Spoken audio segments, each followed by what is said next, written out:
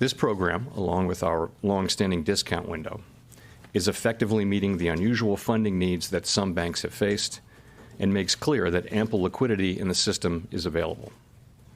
Our banking system is sound and resilient with strong capital and liquidity. We will continue to closely monitor conditions in the banking system and are prepared to use all of our tools as needed to keep it safe and sound.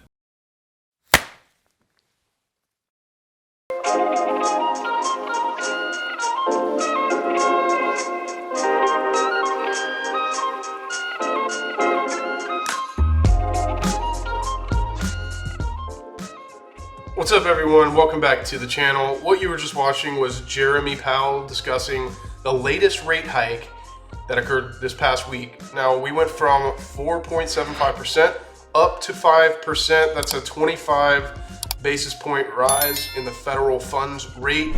Now, they did this somewhat controversially as 5 bank failures happened in the past 10 days. And you may be familiar with some of these as they have been all over mainstream media news.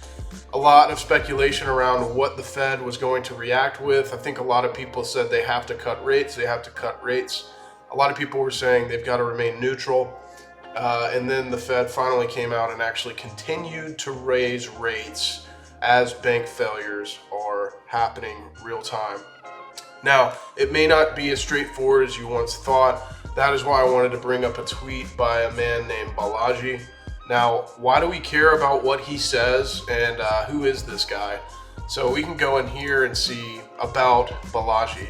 Now, he's an angel investor, tech founder, Wall Street Journal best-selling author of The Network State. I was looking into The Network State and it seems very interesting. It's a good book that I just found by doing this research. I'm going to read the book and get back and probably create a video on this, but it's super interesting in where we're moving as far as having networks, having purchasing power within those networks, and then having influence on the greater society at large. So this is going to be a cool book to read, and I will get back to you on a video for this. So continuing on with Bilaji, he was formerly the CTO of Coinbase, the Chief Technology Officer, and General Partner at Andreessen Horowitz.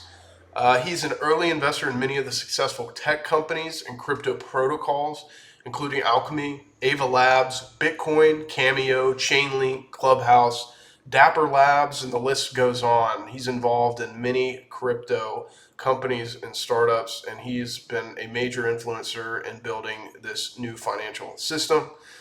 Finally, he was the co-founder of Earn.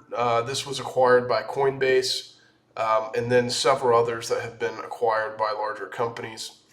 He also holds a BS, MS, PhD in electrical engineering and a Master's of Science in Chemical Engineering from Stanford University. Smart guy, and he has a lot of education as well. So let's see what his tweet is all about in response to the Fed's rate hike. Print trillions while hiking rates. The Fed is now has high rates like San Francisco has low crime rates. It says it does, but it doesn't. Because you have to be pretty naive to think today's rate hike means that the Fed is still fighting inflation.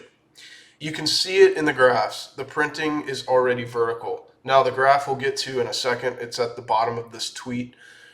But he says, nothing to worry about. The Western banking system is resilient. And it's normal to have banks die at the rate of 5 in 10 days. Now, this is a sarcastic comment because he's responding to the way that Powell came out and addressed the public saying everything's fine, do not lose confidence in the system. So that was obviously the message that needed to be said by the Fed, but I think if you really look into it, things may be a little bit worse than they ever have been before. And it's good to be aware of these things and not just shrug them off because devaluation of currency can happen to any nation state. So you come down here. One of the things that I hate about the system and how it's evolved, the current system, is that it's evolved to be opaque. It's like a snake that evolved camouflage. If the Fed came out right and said they were digitally devaluing the dollar by printing trillions, that they were monetizing the debt as Dalio predicted, Ray Dalio, the most successful hedge fund manager ever. You can look him up. He has great educational videos. and even getting bondholders to abet the devaluation. Everyone would flee for the Bitcoin exit. Now, what he was talking about with the vertical chart here, this is super explanatory. The balance sheet, this is the Fed's balance sheet. These loans that were newly printed to save the bank failures, or a form of quantitative easing, they increased the Fed's balance sheet by $300 billion in the matter of days. In other words, in just 1 week, the Fed reversed roughly half of all the quantitative tightening that it accomplished over the past year. So you can see it's been coming down through all of this quantitative tightening. Well, something broke. Multiple things broke actually with the 5 bank failures. So they had to come in and save them immediately, which wiped out half of all of the work that they've done over the past year, because there's no other way out but to print. So this is super interesting. I think there's a lot going on here, and the Fed is saying, okay, we're continuing to fight inflation while we're using an excuse of all the bank failures to print more money. So they're doing both at the same time. They're using the bank failures excuse to quantitative ease, while they're using the inflation excuse to quantitative tight with rates. So there's a lot of different dynamics going on here. And so I wanted to show you guys a quick video about the Bitcoin exit, as he's talking about, and what actually Bitcoin and the devaluation, the digital devaluation of the dollar actually looks like.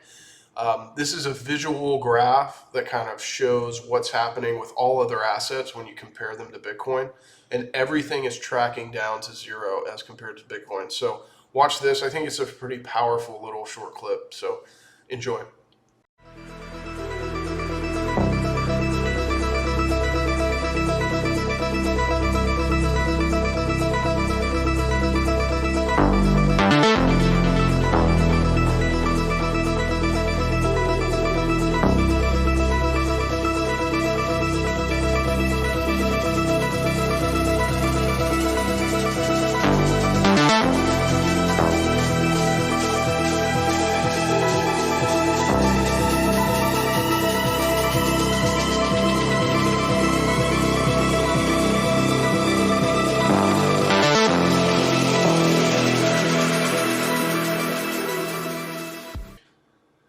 Alright guys, that's the video. I hope you enjoyed that bit of content. Now, if you're not a subscriber, please go ahead and subscribe to the page. I make weekly videos that I drop for you guys to view, and it ranges from market updates to specific coins to industry leaders who are talking about certain aspects in the crypto space, alternative financial investments, and the macro environment as a whole. So guys, if you like the content, please hit the subscribe button, hit the like button, and smash that notification bell to get all the latest updates. And one last thing, guys, here I've got my link tree if you're interested in visiting YouTube, Twitter, Discord, OpenSea, Magic Eden. You can see a lot of the NFTs that I hold and some of the other things and how I navigate this Web3 space. So guys, stick with it, keep enjoying, and have a good one.